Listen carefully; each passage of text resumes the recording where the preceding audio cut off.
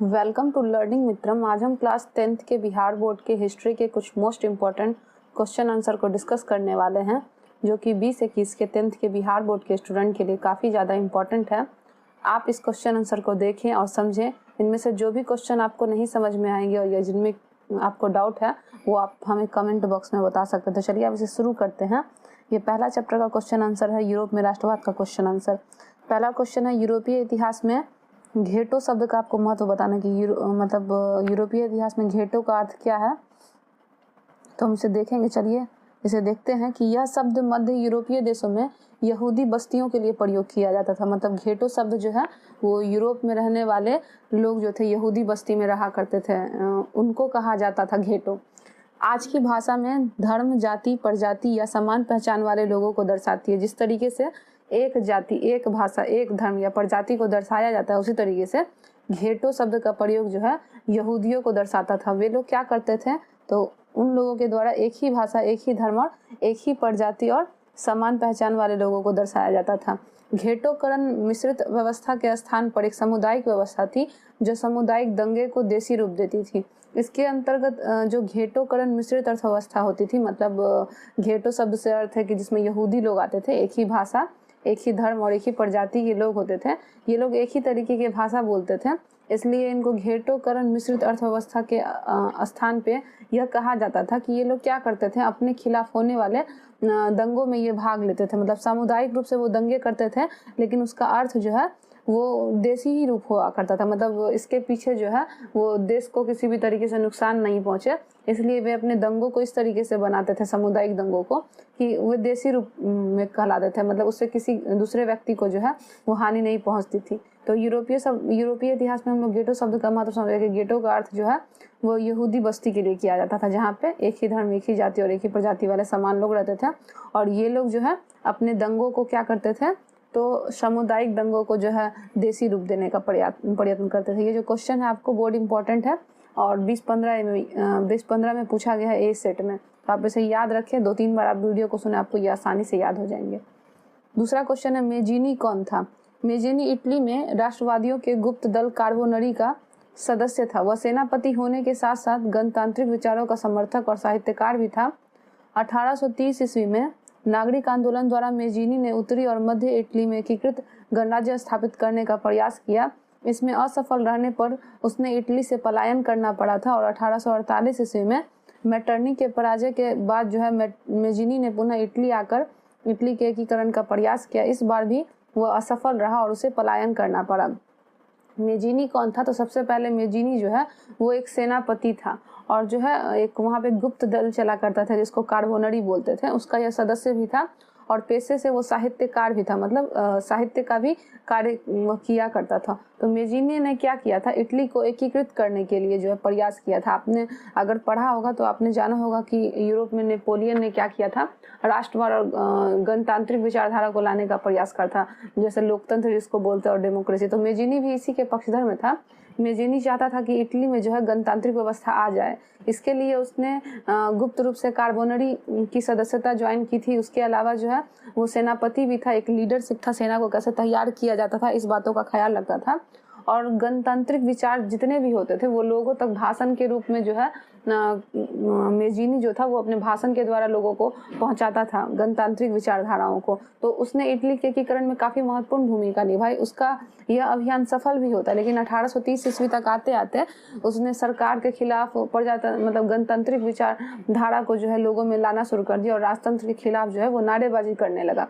लेकिन जब मेटरनिख आ गया था, तो मेटरनिख जो था वो एक ऐसा व्यक्ति था जो राजतंत्रात्मक विचारधाराओं को मानता था। वो नहीं चाहता था कि किसी भी तरीके से जो है इटली में लोकतांत्रिक व्यवस्था या डेमोक्रेसी या गणतांत्रिक या प्रजातांत्रिक व्यवस्था आ सके। तो हम तो जानते हैं कि लोकतंत्र जनता के द्वारा जनता के लिए किया गया शासन है। तो फ्रांस से जो लहर पैदा हुई थी गणतांत्रिक विचारधारा की, फ्रांस की क्रांति से, फ्रांस की क्रांति में लुई 16 को जो है फांसी की तख्त पर लटका दिया गया था। वहाँ पे जो है लोकतांत्रिक व्यवस्था ला दी गई थी। उसी के प्रयास में इटली में भी एकीकरण को स्थापित किया जाता था, जिसमें मेजीनी ने मुख्य भूमिका निभाई थी। लेकिन मेटरनिख आ जाता है और वो क्या करता है, जितने भी लोकतांत्रिक विचारधारा थे उसको कुचल देता है और चाहता है कि किस तरीके से वापस से राजतंत्रात्मक प्रणाली आ जाए। उसका यह प्रयास 1848 तक जारी रहता है, लेकिन 1848 में मेटरनिख पराजित हो जाता है, मतलब हार जाता है, और वहीं पे राजतंत्र का अंत हो जाता है।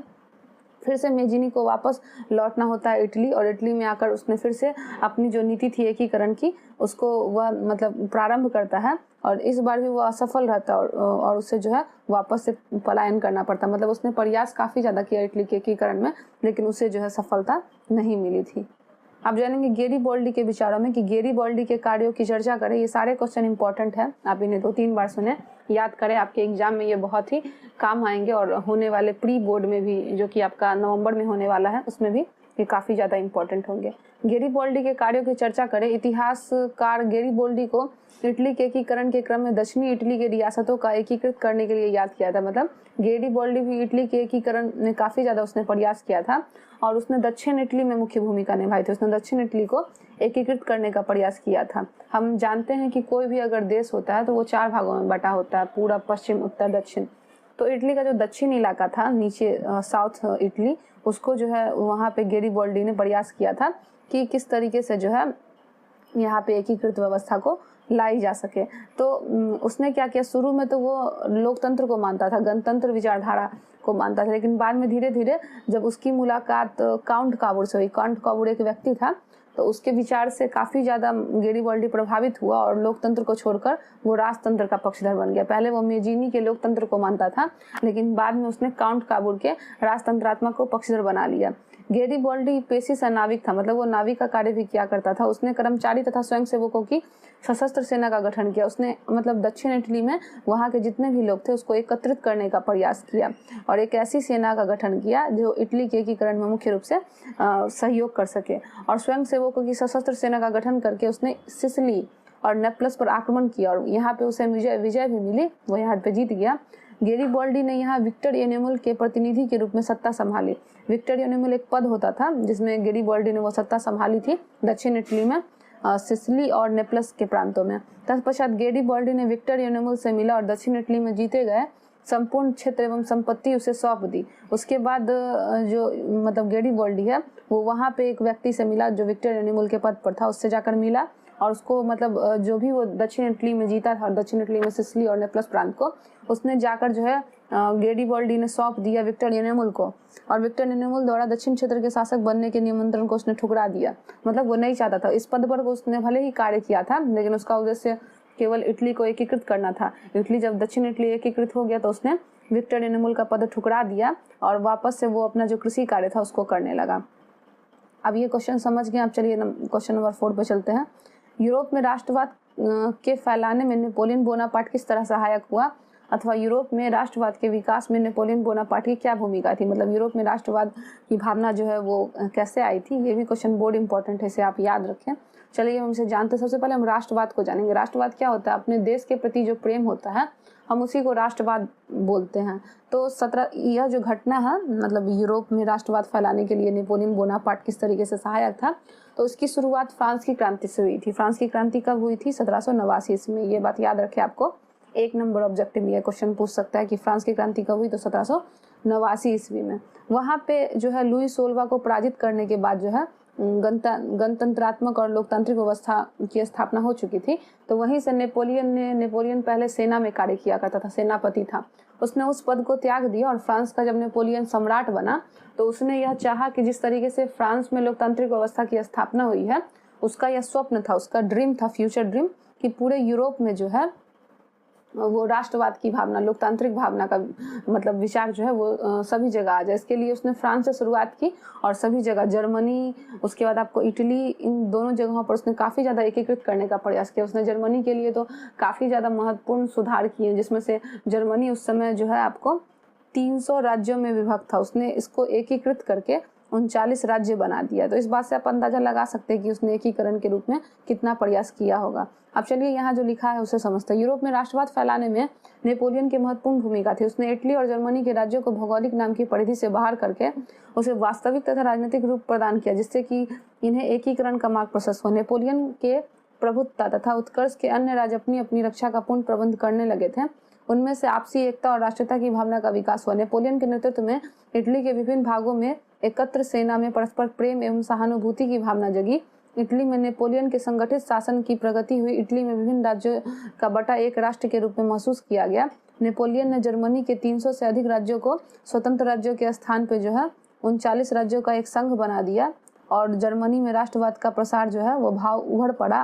अपने देश से लोगों को प्रेम होने लगा, तो जनता में राष्ट्रवाद का भाव भरने के कारण जो है जर्मनी में एकीकरण की भावना जो वो पूर्ण रूप से सफल रही और इस प्रकार नेपोलियन के कार्य यूरोप में राष्ट्रवाद को फैलाने में सहायक रहे हैं। तो हमने जाना कि किस तरीके से नेपोलियन ने इटली में विभिन्न भागों में सेना को एकत्र करके अपने देश के प्रति प्रेम और सहानुभूति की भावना जो है वो भाषण के माध्यम से जागृत करने का प्रयास किया कि किस तरीके से लोगों में अपने देश के प्रति प्रेम की भावना और सहानुभूति की भावना जाग सके। जब तक अपने देश से प्रेम नहीं होगा तब तक हम अपने देश की रक्षा नहीं कर सकते हैं।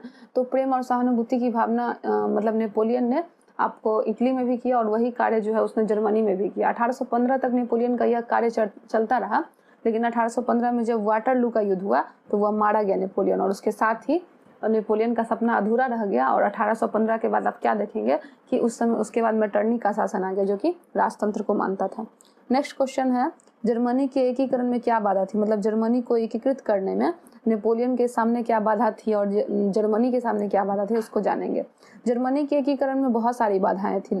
पहला है, लगभग जर्मनी छोटे छोटे 300 राज्यों में विभक्त था जिसको नेपोलियन ने एकत्रित करके 39 राज्यों को मतलब बनाया था। दूसरा था, इन राज्यों में व्याप्त राजनीतिक, सामाजिक तथा धार्मिक समुदाय थे। मतलब वहाँ पे जो है राजनीतिक पार्टियां बहुत ज़्यादा अलग अलग थी, सामाजिक व्यवस्था चरमराई भी थी और यहाँ पे बहुत सारे धर्म के लोग रहते थे। तो उस समय जर्मनी को एकीकृत करना बहुत कठिन कार्य था क्योंकि 300 राज्य में जर्मनी बटा हुआ था। तो 300 राज्यों में अलग अलग प्रकार के अलग अलग जाति, अलग धर्म और अलग मतलब क्या कहते हैं आपको राजनीतिक और सामाजिक धार्मिक विशेषताओं में अलग अलग लोग बसते थे। तो उनकी विचारधारा मिलती नहीं थी, इसलिए जर्मनी को कैसे एकत्रित किया जा सकता था। यहाँ पे राष्ट्र भावना की काफ़ी ज़्यादा कमी थी क्योंकि जर्मनी में बाहर से भी विदेशी आकर बसे हुए थे। तो वो सोचते थे कि हमारा देश नहीं, इसलिए उन्हें अपने देश से प्रेम नहीं था। लेकिन नेपोलियन ने अपने भाषण से प्रेम और सहानुभूति से वहाँ के लोगों में राष्ट्रवाद की भावना का प्रसार किया था। तो राष्ट्रवाद की भावना का अभाव था, इसके कारण जो है जर्मनी का एकीकरण नहीं हो पा रहा था। ऑस्ट्रिया बार बार हस्तक्षेप कर रहा था कि किसी भी तरीके से जो है जर्मनी में गणतंत्रात्मक प्रणाली नहीं आए, मतलब गणतंत्र की व्यवस्था नहीं हो, यहाँ पे राजतंत्री रहे। और मेटरनिख जो कि ऑस्ट्रिया का चांसलर था, चांसलर मतलब आप प्रधानमंत्री कह सकते हैं, तो उसकी प्रतिक्रियावादी नीति के कारण जो है वह गणतंत्र प्रणाली को नहीं आने दे रहा था, मतलब डेमोक्रेसी को, लोकतंत्र को जर्मनी में नहीं आने दे रहा था। उसी के तत्पश्चात आप देखेंगे कि मेटरनिख की घोर प्रतिक्रियावादी ही नीति के कारण जो 1815 के बाद नेपोलियन का लोकतंत्र का सपना और राष्ट्रवाद को पूरे यूरोप में फैलाने का सपना जो है वो अधूरा रहा और उसके बाद राजतंत्रात्मक प्रणाली आ गई। क्वेश्चन नंबर 6 है, इटली जर्मनी के एकीकरण में ऑस्ट्रिया की क्या भूमिका थी? मतलब इटली और जर्मनी के एकीकरण में ऑस्ट्रिया ने क्या भूमिका निभाई थी? तो चलिए इसे समझते हैं। इटली तथा जर्मनी के एकीकरण में ऑस्ट्रिया सबसे बड़ी बाधा थी। मतलब वो नहीं चाहता था कि यहाँ पे जो है आपको गणतंत्रात्मक प्रणाली, डेमोक्रेसी या लोकतंत्र आ सके। उसने क्या किया था, क्योंकि ऑस्ट्रिया का चांसलर मेटरनिख था और मेटरनिख जो है वो घोर प्रतिक्रियावादी था और राजतंत्रात्मक चाहता था, लोकतंत्र नहीं चाहता था। एकीकरण के पीछे मूलतः राष्ट्रवादी भावना थी और ऑस्ट्रिया का चांसलर मेटरनिख घोर प्रतिक्रियावादी था।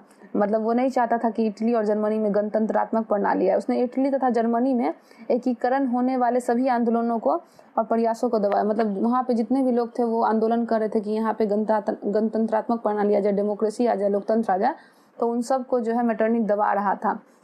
मेटरनिख की दमनकारी नीति की प्रतिक्रिया स्वरूप इटली और जर्मनी की जनता में राष्ट्रवाद की भावना और भी ज़्यादा बढ़ गई कि मतलब जो मेटरनिख चाह रहा था कि राजतंत्रात्मक प्रणाली और लोकतंत्र समाप्त हो जाए और लोगों में राष्ट्रवाद की भावना नहीं पनपे, तो इसका असर उल्टा हुआ। वहाँ पे जर्मनी में और इटली में और भी ज़्यादा राष्ट्रवाद की भावना पनपने लगी। ऑस्ट्रिया में मेटरनिख के पतन के पश्चात इटली और जर्मनी के लोगों ने एकीकरण के मार्ग में सबसे बड़ी बाधा समाप्त हुई। जब मेटरनिख का जो राज काल था वो समाप्त हो गया, मतलब मेटरनिख की राजतंत्रात्मक प्रणाली का अंत हो गया, मेटरनिख हार गया, तब जाकर इटली और जर्मनी के लोगों ने फिर से एकीकरण करने का प्रयास किया और पुनः भारी उत्साह के साथ एकीकरण का प्रयास किया। अंततः उन्हें जर्मनी और इटली दोनों को सफलता मिली और मेटरनिख के अंत के बाद जो है जर्मनी और इटली का एकीकरण हो गया। नेक्स्ट क्वेश्चन की ओर बढ़ेंगे। विलियम प्रथम के बगैर जर्मनी का एकीकरण बिस्मार्क के लिए असंभव था, कैसे? विलियम प्रथम का यह दृढ़ विश्वास था कि प्रसा के सुदृढ़ राजतंत्र के नेतृत्व में ही जर्मनी का एकीकरण संभव है। विलियम प्रथम जो है उस समय जर्मनी का राजा हुआ करता था और वह चाह रहा था, और यह मतलब उसकी यह इच्छा थी कि उसकी ऐसी सोच थी, ऐसी विचारधारा थी कि बिना राजतंत्र के जो है जर्मनी का एकीकरण संभव नहीं हो सकता है। ऐसा मानता था विलियम प्रथम। विलियम प्रथम राष्ट्रवादी विचारधारा का था, उसे अपने देश से प्रेम था। राष्ट्रवादी विचारधारा कहने का अर्थ है कि उसे अपने देश के प्रति प्रेम था। उसके द्वारा जर्मनी में औद्योगिक क्रांति में तेजी से लाने एवं आधारभूत संरचनाओं को सुदृढ़ करने के फलस्वरूप जर्मन राज्य एकता के सूत्र में बंधते चलेगा। उसने काफी ज्यादा प्रयास किया था कि जर्मनी में जो है औद्योगिक क्रांति मतलब मशीनी युग जो है वो आ जाए, और इसके साथ ही साथ जो है किस तरीके से जो है जर्मनी की जनता में जो है वो एकता आए। तो उसके लिए इसने काफ़ी ज़्यादा प्रयास किया था और उसे सफलता भी मिली थी। जर्मनी के एकीकरण के मार्ग में बाधक बन रहा था ऑस्ट्रिया का चांसलर, जो कि मेटरनिक था, राजतंत्र का वो पक्षधर था। इसके मुकाबले हेतु सुदृढ़ सैन्य शक्ति की आवश्यकता थी, जिसके लिए विलियम प्रथम हमेशा तत्पर रहता था। विलियम प्रथम ने एकीकरण के उद्देश्य को ध्यान में रखकर अपने प्रशासन हेतु योग्य व्यक्तियों का चयन किया। इसी क्रम में उसने महान कूटनीतिज्ञ बिस्मार्क को अपना चांसलर नियुक्त किया। मतलब जर्मनी के एकीकरण में वह चाह रहा था कि किस तरीके से जो है जो भी बाधा इसमें आ रही है उसको दूर किया जाए, जिससे कि सबसे पहले विलियम प्रथम का मुकाबला जो जर्मनी का सम्राट था उसका मुकाबला ऑस्ट्रिया से हुआ था। तो उसने क्या किया था, अपनी सैन्य जो शक्ति थी उसको पहले से मजबूत किया हुआ था विलियम प्रथम हमेशा तत्पर ही रहा, और वह उसका भी एक सपना था कि जर्मनी का एकीकरण जो है वो संभव हो सके। तो जर्मनी के एकीकरण को संभव बनाने के लिए उसने जो है एक कूटनीतिज्ञ, जो कि महान कूटनीतिज्ञ कहलाते थे, बिस्मार्क को अपना चांसलर बनाया, प्रधानमंत्री बनाया। विलियम प्रथम की वह व्यक्ति था जिसने बिस्मार्क को जर्मनी के एकीकरण जैसा महत्वपूर्ण कार्य अवसर प्रदान किया। और वो मतलब विलियम प्रथम का जो सपना था जर्मनी के एकीकरण का, उसको उसने बिस्मार्क को सौंप दिया तथा कदम पर उसने समर्थन भी दिया। अन्यथा बिस्मार्क के लिए यह उपलब्धि हासिल कर पाना असंभव था। अगर विलियम प्रथम बिस्मार्क को नहीं चुनता तो जर्मनी का एकीकरण जो है वो संभव नहीं हो पाता। और आप आगे भी जानेंगे कि मतलब जैसे कि जर्मनी के एकीकरण में किसने मुख्य भूमिका निभाई, तो इसका आंसर जो हो जाएगा वो बिस्मार्क हो जाएगा। 8वां क्वेश्चन है, 1848 के फ्रांसीसी क्रांति के क्या कारण थे, अथवा 1848 ईस्वी की फ्रांसीसी क्रांति के 3 प्रमुख कार्यों का उल्लेख करिए। जो क्वेश्चन है ये काफ़ी इंपॉर्टेंट है, ये 2014, 19 और 2020 में पूछा गया है, तो आप इसे याद रखें। और 2013 में भी पूछा गया है। फ्रांस में जुलाई में 1830 ईस्वी की क्रांति के पश्चात ऑल्सेस वंश के लुई फिलिप ने उदारवादी पत्रकार तथा पेरिस की जनता के समर्थन में सत्ता प्राप्त की। मतलब 1830 ईस्वी में फ्रांस में जो है वो ऑल्सेस वंश का शासन था, और यहाँ पे लुई फिलिप जो है वो उदारवादी शासक था। उसने पत्रकार और पेरिस की जनता के समर्थन में सत्ता प्राप्त की थी। मतलब जो लुई फिलिप था वो उदारवादी था, और फ्रांस की जनता और पत्रकार जो है उसको समर्थन देती थी, तभी वो राजा बना था। राजा बनने के पश्चात लुई फिलिप ने मताधिकार को मध्यम वर्ग तक पहुंचाया। वो मध्यम वर्ग को काफ़ी ज़्यादा महत्वपूर्ण स्थान देता था। वो लुई 16 की तरह जो है दुराचारी राजा नहीं था। लुई फिलिप ने मध्यम वर्ग को आगे तक पहुंचाने का कार्य किया, किंतु साधारण जनता को लाभ नहीं हो पाया। मतलब उसने क्या किया था, मध्यम वर्ग को आगे पहुंचा था, लेकिन जो सामान्य जनता थी उसको किसी भी तरीके से लाभ नहीं मिला था। लुई फिलिप समाज के विभिन्न वर्ग, समाजवादी, गणतंत्रवादी, निरंकुशवादी आदि सभी को संतुष्ट करने की कोशिश में किसी को भी संतुष्ट नहीं कर सका। मतलब जिस तरीके से हमारे हाथ की 5 उंगलियां बराबर नहीं होती, उसी तरीके से लुई फिलिप का सपना जरूर था कि समाज को वो एकत्रित कर सके। इसके लिए उसने समाजवादी, गणतंत्रवादी, निरंकुशवादी सभी को संतुष्ट करने की कोशिश की। इसके लिए उसने एक को भी संतुष्ट नहीं कर पाया। मतलब उसकी मतलब जो नैया थी वो पूरी तरीके से डूब गई। हम अगर एक साथ 2 नाव पे पाँव रखते हैं तो गिरना स्वाभाविक है, वही बात लुई फिलिप की थी। वो किसी को भी सेटिस्फाइड नहीं कर पाया। लुई फिलिप की नीतियां उदारवाद की ओर अग्रसर थी। वो उदारवाद को मानता था, किंतु वह स्वयं ऐसा नहीं था। मानता जरूर था लेकिन स्वभाव से ऐसा नहीं था। उसने समाजवादियों के खिलाफ पूंजीपतियों का ही पक्ष लिया। उसने समाजवादियों का पक्ष नहीं लेकर पूंजीपति को ही मतलब उसी के पक्षधर का था। वो गणतंत्रवाद के प्रति उसकी प्रतिक्रिया नीति दमन कार्य में 1848 ईस्वी की क्रांति को जन्म दिया। मतलब वो दिखाता कुछ था और सोचता कुछ था। समाज को दिखाने के लिए वो मध्यम वर्ग के साथ भी खड़ा रहता। लोगों में यह तक मतलब भावना थी कि शायद लुई फिलिप जो है वो समाजवादी विचारधारा का पक्षधर है, लेकिन वास्तव में वो मन से और बुद्धि से जो है पूंजीपति विचारधारा का पक्षधर था। इसीलिए उसने सामान्य वर्ग को वो संतुष्ट नहीं कर पाया था और बाकी किसी को भी संतुष्ट नहीं कर पाया था। उसकी इसी स्वभाव के कारण जो है फ्रांस में 1848 ईस्वी की क्रांति हुई थी, जो कि उसमें सब लोग उसका विरोध भी कर रहे थे। अब राष्ट्रवाद क्या है? राष्ट्रवाद पहले ही बता दिया गया कि अपने देश के प्रति प्रेम को ही हम राष्ट्रवाद बोलते हैं। राष्ट्रवाद किसी विशेष भौगोलिक, सांस्कृतिक या सामाजिक परिवेश में रहने वाले लोगों के बीच एक व्याप्त भावना है जो कि उनमें परस्पर प्रेम और एकता को स्थापित करती है। मतलब राष्ट्रवाद के कहने का अर्थ है कि अपने देश के प्रति प्रेम होना, अपने देश के प्रति एकता होना, और इन दोनों भावनाओं से जागृत होकर ही राष्ट्रवाद बनता है। तो राष्ट्रवाद हम उसे कहेंगे जो लोग अपने देश से प्रेम करते हैं और उनमें राष्ट्रवादी भावना का विचार है, एकता का विचार है। यह भावना आधुनिक विश्व में राजनीतिक पुनर्जागरण का परिणाम थी। यही भावना आप देखते हैं कि 1789 ईस्वी की फ्रांसीसी क्रांति से प्रारंभ हुई, और आप बात कर सकते हैं कि इंडिया में जब इंडिया को आज़ादी नहीं मिली थी 1947 तक, तब तक जो है राष्ट्रवादी भावना का प्रचार प्रसार काफ़ी जोर शोर से हुआ। राष्ट्रवाद का अर्थ आप लोग समझ गए होंगे कि अपने देश से प्रेम करना, अपने देश के लिए जान निछावर करना और अपने देश में एकता को स्थापित करना। चाहे हमारा देश कितना भी विस्तृत हो, कि यहाँ पे कितनी भी जाति हो, लेकिन उसमें क्या है, प्रेम की भावना होनी चाहिए और एकता की भावना होनी चाहिए, तभी जो है राष्ट्रवाद संभव हो पाएगा। 10वां क्वेश्चन है मेटरनिक युग क्या है। मतलब मेटरनिक युग हम किसे कहते हैं। चलिए, और ये भी बोर्ड इंपॉर्टेंट क्वेश्चन है, तो आप इसे याद रखें। ऑस्ट्रिया के चांसलर के रूप में मेटरनिक ने 1815 से 1848 ईस्वी तक शासन किया। शासनकाल के दौरान उसने यूरोप की राजनीतिक में इतनी प्रमुख भूमिका निभाई कि इस काल अवधि को मेटरनिक युग कहा जाता है। मतलब मेटरनिक युग यानी कि मेटरनिक का युग। ऑस्ट्रिया का चांसलर का नाम था मेटरनिक, जो कि राजतंत्र का पक्ष था। वो चाहता था कि राजतंत्र, इसलिए 1815 वाटरलू के युद्ध के समय, जिस समय नेपोलियन पराजित हुआ था, आप ये बात याद रखें कि वाटरलू का युद्ध कब हुआ था, तो 1815 में नेपोलियन और मेटरनिक के बीच। इस युद्ध में नेपोलियन की हार हुई थी और मेटरनिक जीत गया था। उसके बाद उसने राजतंत्रात्मक व्यवस्था को लाने का प्रयत्न किया। तो 1815 से 1848 ईस्वी तक पूरा प्रयास ऑस्ट्रिया के चांसलर मेटरनिक ने किया कि जहाँ जहाँ लोकतंत्र स्थापित हुआ है, जहाँ जहाँ राष्ट्रवादी भावना प्रेरित हुई है, उन सबको नष्ट किया जा सके।